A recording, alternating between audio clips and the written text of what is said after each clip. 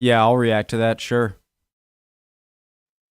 Okay, on to the next European country. I would love to do a travel video reaction on like every country, at least every country in Europe. You know, um, Ryan Shirley, fantastic channel. I try to pick the videos from Ryan Shirley to react to that are older. This is a year old, so that's enough because I feel like the closer I react to a video that's closer to them just uploading, I feel like I could be stealing views when people should just go watch it yourself. So if you haven't seen it, especially if you just want to watch it on your own and not hear my constant, talking and pausing and commenting, then original link, top description. Hope everyone's doing well. My name's Connor if you're new. I am from, where am I from? USA. Rhode Island, New England. Let's do it. Hope everyone's doing well. Montenegro.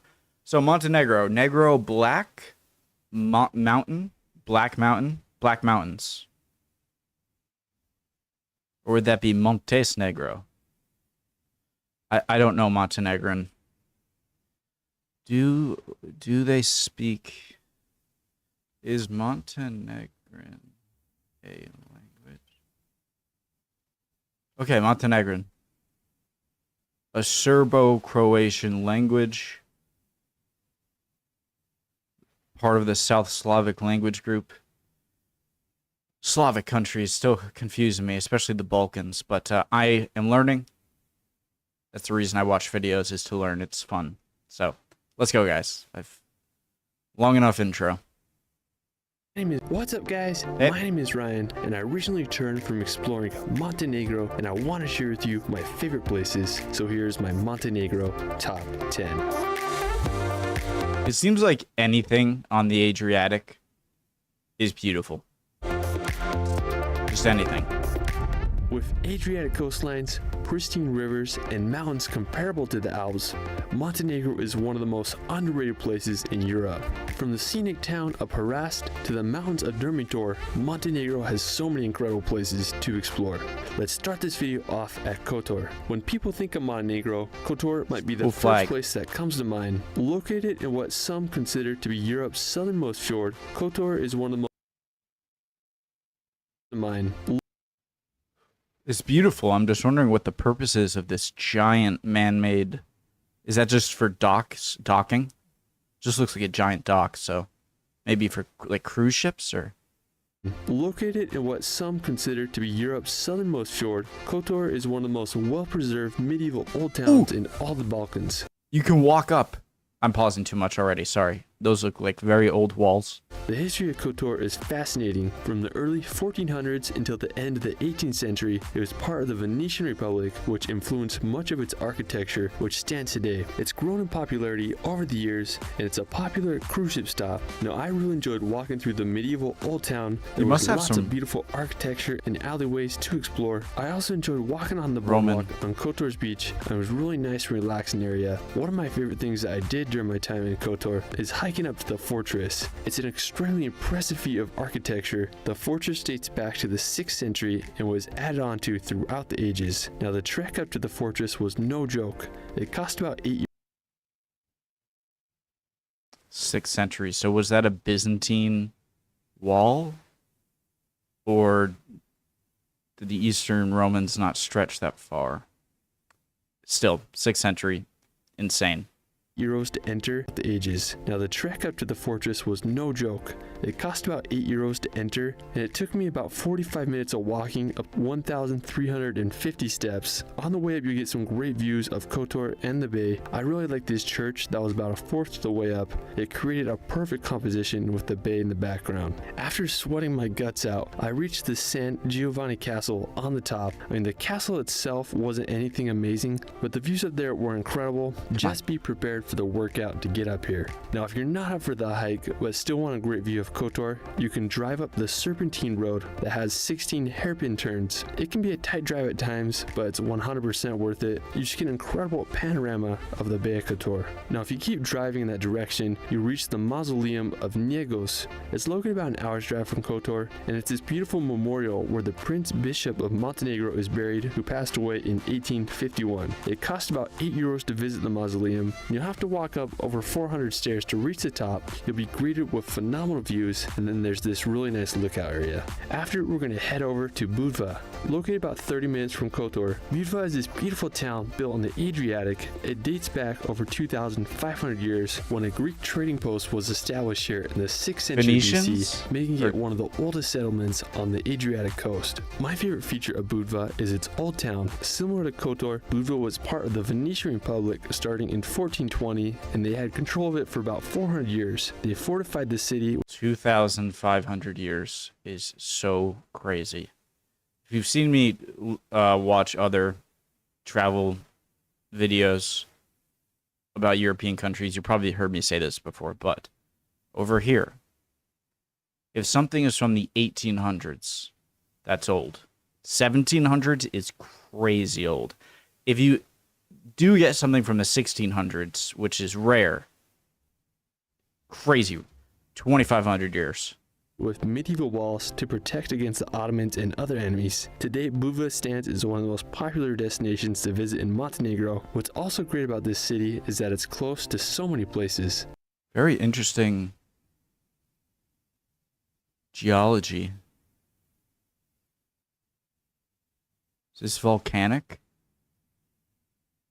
Right off the coast of Budva is the Sveti Nikola Island. It's nicknamed the Hawaii of Montenegro, and it's the biggest island in all the country. It can be reached by a short boat ride, or you can even take a kayak out there, making it a great day trip. Another famous nearby location is Sveti Stefan. Located about 10 minutes from Budva, Sveti Stefan is a seaside town that is home to this fascinating island. The island began as a small community, and during the 15th century, it was fortified to protect itself against Turks and other pirates. Originally, there was 12 families that lived on the island, and it grew to a village with over 400 people. In the 1950s, the Yugoslav government converted the island to a luxury hotel, and many famous people visit the resort. Today, it's owned by the Aman Sveti Stefan Resorts. Now, while I was here, I really enjoyed walking along the beaches and enjoying the sunset. It's truly a magical place in Montenegro. Another nearby spot on the coast is the St. Nedelya Church. It's located just about 15 minutes from Sveti Stefan, and it's just this little church built on a tiny island. You can reach the island by taking a boat or a kayak out there, and you can just explore this scenic little church. I mean, the churches of Europe always amaze me. Now, after, we're going to visit Lake Skadar. Located about an hour and a half from Kotor, Lake Skadar is the biggest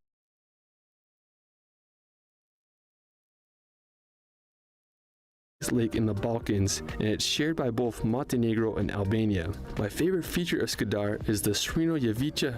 This looks like dinosaurs should be roaming around.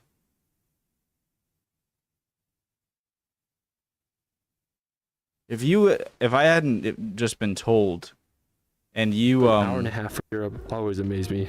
Now, after, and you asked me where this was, I'd probably say Jurassic Park, but I'd say something. I don't know. I'm always so incredibly impressed, especially the smaller country that you are. I know Montenegro is not a large country. But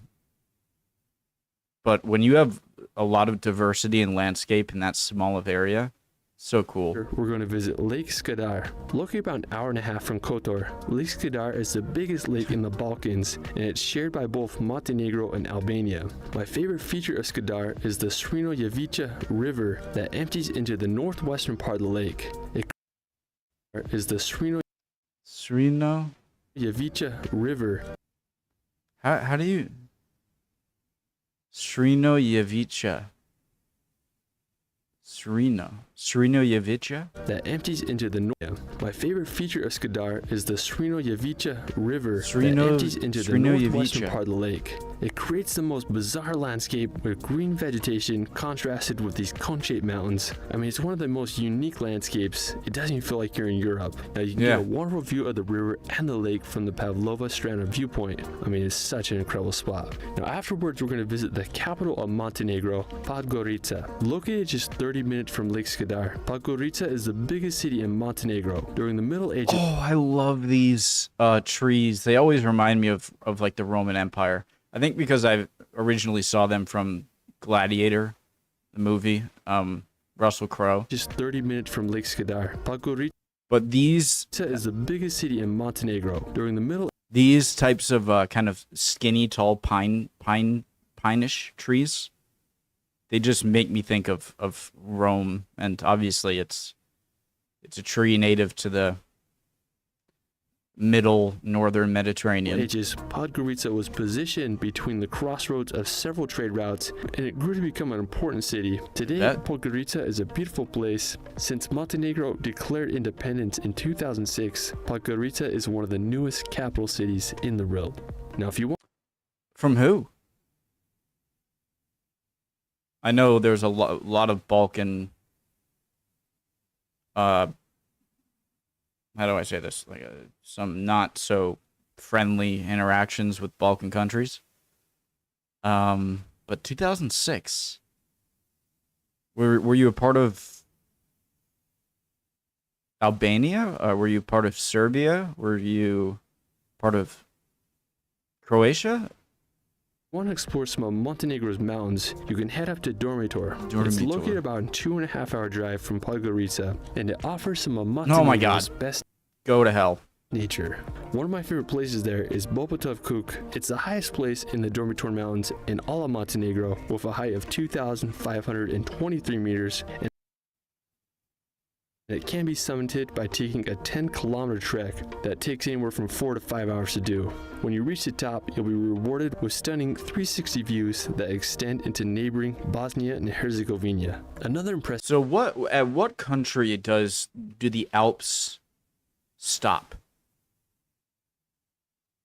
Like Slovenia or something like that? So these are different mountain ranges. This is insanely beautiful. This country looks amazing. The spot in the area is Srino Jezero, or Black Lake. It's situated right at the base of the Durmitor Mountains, and there's some great hiking trails around it. I mean, if you love alpine landscapes and mountains, you gotta give Durmitor a visit.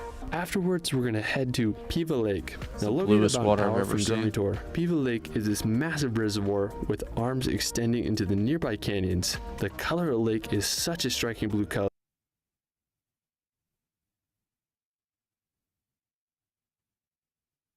What?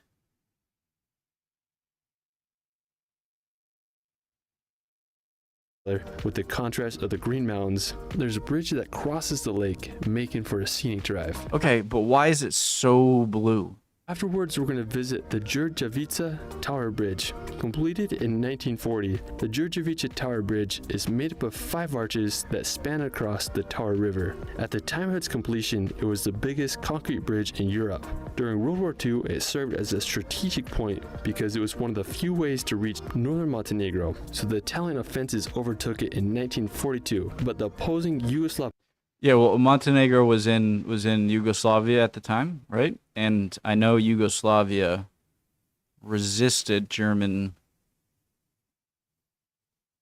invasion. I'm surprised the bridge survived. Party destroyed one of the arches, making the bridge in 1942. But the opposing Yugoslav party destroyed one of the arches, making the bridge unpassable. It was later rebuilt for defensive reasons after the war in 1946, and today I think it's one of Montenegro's most beautiful bridges. It also looks... I mean, oh my God, beautiful.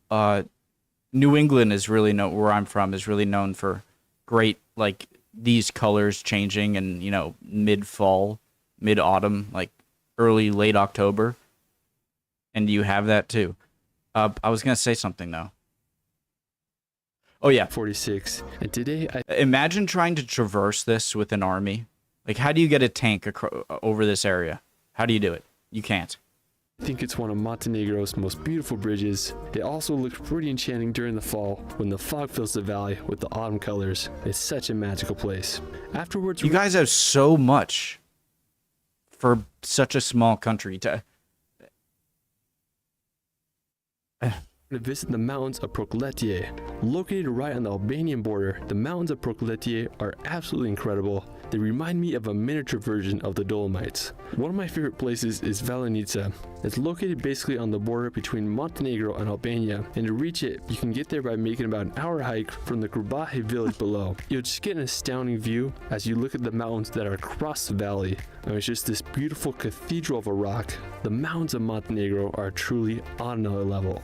For our final location, we're going to head back to the Bay of Kotor to visit Perast. Located about 20 minutes from Kotor, Perast is this small but picturesque town. It originally started as a fishing village back in the Middle Ages, and it grew to prosper during the 15th century thanks to the Venetians. One of the most notable features of Perast is the two islands located just off the coast. One of them is called Our Lady of the Rocks, and it's an artificial island that's been made over the course of centuries as local fishermen put a rock there after each successful journey. Now you can take a boat tour to reach the island from Perast. The other island is called St. George, and it has a beautiful monastery dating back to the 12th century. While I was here, I really enjoyed walking on the boardwalk in Perast. My favorite feature of this city was the Church of St. Nicholas. It has this beautiful tower that creates for the most amazing scene with the backdrop of the Bays Mountains. I mean, if you wait around for sunset, Perast gets lit up by orange glow. This place is so picturesque, it reminds me of a real-life Numenor. Well, that is it for my Montenegro top 10. Let me know where your favorite place is in Montenegro in the comments below. There's still so much to see in this country, so I gotta return soon. You can find me on Instagram and TikTok at shirley.films. It's Ryan, and we will see you later. I don't know if Ryan Shirley is just able to make every country, no matter where, look amazing, but this is one of the more unexpected, beautiful areas of any. I didn't really know what to expect.